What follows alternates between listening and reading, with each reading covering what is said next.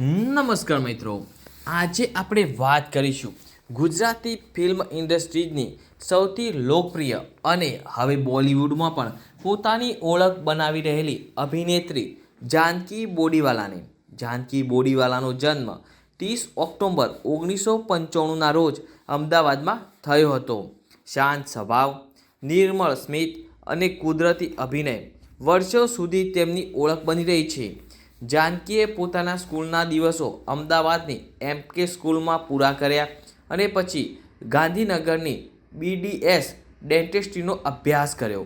Doctor બનવાની વચ્ચે જ જાનકીને તેમના અંદર છુપાયેલો અભિનેત્રીનો અવાજ સંભળાયો.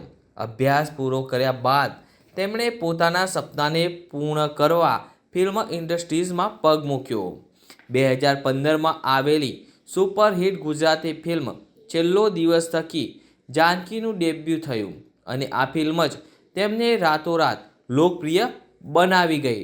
ત્યારબાદ તેઓએ ઓ તારે, તારી માટે વન્સ મોર, બહુના વિચાર અને નાડી દોષ જેવી ફિલ્મોમાં પોતાની કુદરતી અને સ્વાભાવિક અભિનય કળાનો પરિચય આપ્યો. પરંતુ તેમની કારકિર્દીનો સૌથી મોટો ટર્નિંગ પોઈન્ટ 2023માં આવ્યો, જ્યારે તેઓએ ગુજરાતી થ્રિલર ફિલ્મ વાસમાં કામ કર્યું. આ ફિલ્મમાં જાનકીને મળેલા રોલે માત્ર ગુજરાતમાં જ નહીં, આખા દેશનું ધ્યાન ખેંચ્યું. 2024માં વાસનો જ હિન્દી રિમેક્સ શૈતાન રિલીઝ થયો અને આ ફિલ્મથી જાનકીને બોલિવૂડ ધમાકેદાર એન્ટ્રી કરી.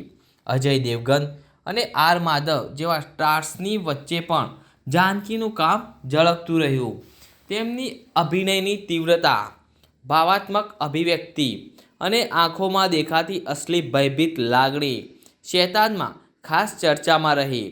આ જ ફિલ્મ માટે જાનકીને 2025માં IIFA એવોર્ડ અને ગુજરાતી ફિલ્મ વાસ માટે નેશનલ ફિલ્મ એવોર્ડ પણ મળ્યો, જે કોઈપણ અભિનેત્રી માટે ગૌરવની વાત છે.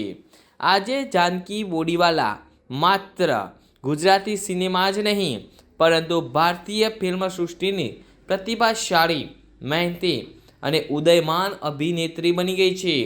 ડેન્ટિસ્ટ્રી છોડીને અભિનયની દુનિયામાં આવ્યા પછી તેમણે ક્યારેય પાછળ વળીને જોયું નથી. દરેક ફિલ્મ સાથે તેઓ નવા રૂપમાં દેખાય છે અને પ્રેક્ષકોના દિલમાં નવી જગ્યા બનાવે છે.